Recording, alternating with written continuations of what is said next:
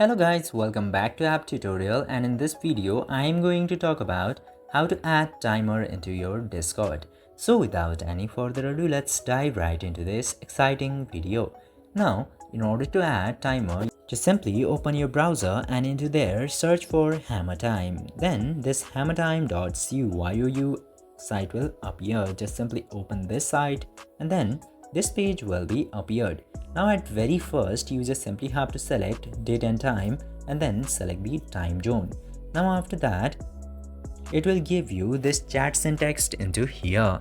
Now you just simply have to select any of the suitable times or the timers into here, and after selecting that, copy this timer to your clipboard. For example, I'm copying this by tapping into the clipboard icon and then it will be copied. Now all you have to do is open your Discord's chat section where you want to set the timers, and then open the chat and paste the timer that you have copied and then send it, and as you can see here, the timer is successfully be sent. This way you can also add timer to Discord. I hope this video was informative for you. If yes, don't forget to like, share and subscribe to the channel to never miss another update. Thank you for watching the video.